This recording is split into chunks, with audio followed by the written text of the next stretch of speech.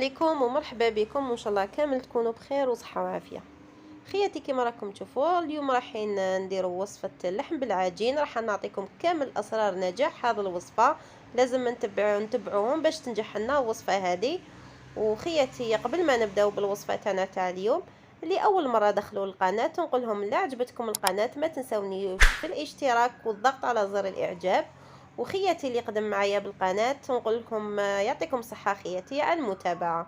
نروحوا مع بعض للتحضير. كما راكم تشوفون انا نحكم البول تاع البيتخان تاعي ندير فيه 200 مليلتر تاع حليب و200 مليلتر تاع ماء بيان سور يكونوا دافيين، ملعقه تاع سكر وملعقه تاع خميره تاع الخبز. ونخلطوا كامل هذه المكونات مع بعض. هنا خياتي لازم توجور ديروا بال200 مليلتر وتعبروا بالكاس تاع 200 مليلتر ونكملوا كامل به. هنا رايحين ناخذوا 4 مغارف حتى 5 تاع كريمه سائله، واللي ما عندوش كريمه سائله يستعمل ياغورت ناتور، واللي ما عندوش ياغورت ناتور يستعمل بيض تاع بيضه. ونخلطوا كامل هذه المكونات كما راكم تشوفوا. ندير هنايا 100 مليلتر تاع زيت. هنا خدينا 200 مليلتر تاع حليب و200 مليلتر تاع ماء، ناخذوا 100 مليلتر النصف تاع زيت. وهنايا كما راكم تشوفوا رايحين ناخذوا 6 كيسان. الكاس اللي كيلنا به الحليب والماء ناخذوا 6 كيسان تاع فرينه. هنا انا درت ربع كميه تاع الفرينه ونخلط كما راكم تشوفوا.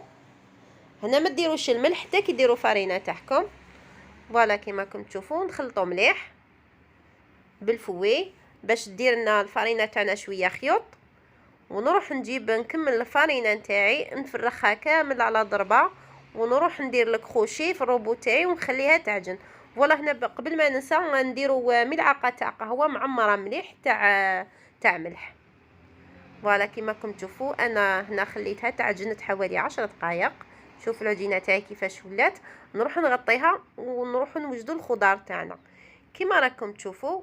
هنايا عندي 2 بصلات متوسطين، عندي 2 حبات ولا 3 حبات طوماطيش متوسطين، عندي 2 حبات فلفل خضر و2 حبات فلفل احمر، معدنوس والثوم. كما راكم تشوفون عندي هنا حوالي 500 غرام تاع اللحم مرحي، وهذيك 2 بصلات رحيتهم. وزدت كما راكم تشوفوا الطوماطيش نتاعي نحيت لها غير القشره ورحيتها مع الثوم والمعدنوس. كما راكم تشوفون نخلطوا كامل هذه المكونات ونروحوا نزيدوا نجيبوا الفلفل نتاعنا كما راكم تشوفوا. فوالا الفلفل تاعنا الاحمر والخضر في 2 رحيناهم كيف كيف. ونجيبوا نديروا هذوك لي زيبيس تاعنا. هنا عندنا العكري وعندنا الفلفل والملح وشويه راس الحانوت. هنا لا عندكم فلفل احمر فلفل دريس خدمينه معجون زيدوا مغرفه. وهنا عندي ملعقه تاع معجون طماطم طوماط كونسونطري. فوالا كما راكم تشوفون نجيب ندير هنا 50 مليلتر تاع زيت. هنا لا استعملتوا اللحم تاع غنمي ديروا غير 50 مليلتر تاع زيت، ولا استعملتوا صدر دجاج ولا اي لحم مفروم واحد اخر ديروا 100 مليلتر، باسكو كي نبداو نطيبوا في هذاك اللحم بالعجين هذاك الزيت هو اللي راح يطيب لنا اللحم تاعنا فوق العجينه. فوالا نخلطوا كامل هذه المكونات مع بعض كما راكم تشوفوا. وبعد ما نخلطوهم نروحوا نغطوهم بكيس بلاستيكي ونديروا في الثلاجه ونخلوه يتشرب كامل هذوك لي زيبيس وهذاك الزيت يدخلوا كامل هذوك المكونات في بعضهم.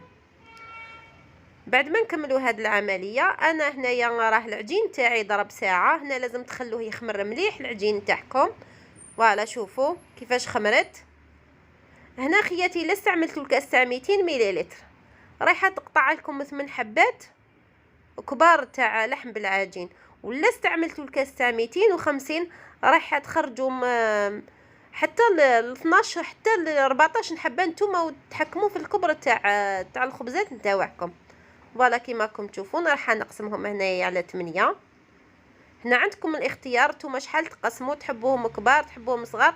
المهم هنايا لاستوس لازم العجينه تاعكم لاباط تاعكم تكون رقيقه كيما نتاع البيتزا.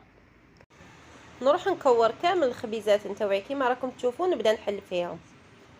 فوالا انا لابول الاولى راني حليتها ودرت حوالي 2 مغارف ولا على حساب الكبر نتوما، ما تكثروش لافاغس من الفوق وما تدكسوهاش باش طيب لكم. فوالا حلوها على بابي كويسون. وانا راني دايره الطاجين راني منقصه كامل الفرن نتاعي كيما راكم تشوفوا، ونديروها ونغطوها بحاجه من الفوق. لازم تغطوها كيما راكم تشوفوا وتخلوها طيب حوالي 20 دقيقه. فوالا كما راكم تشوفون انا راني حندير دوزيام في الفوغ. راني شاعله الفوغ تاعي دايرته على 180 درجه، ودايره لاغري تاعي في الوسط. كما راكم تشوفون نفس العمليه درتها كما درت الاولى. وشنو هذه درتها في البلان راني ندير فيه البيتزا ودخلتها للفوغ. ولا كما راكم تشوفوا راهي طابت الخبزه تاعنا الاولى. راح ندير التخوازيام كما راكم تشوفوا راح نديرها ديريكتومون فوق الطاجين. كما راكم تشوفوا مانيش راح نستعمل بابي كويسون. فوالا ونديروا نفس العمليه نكروها حتى نكملوا كامل العجين تاعنا.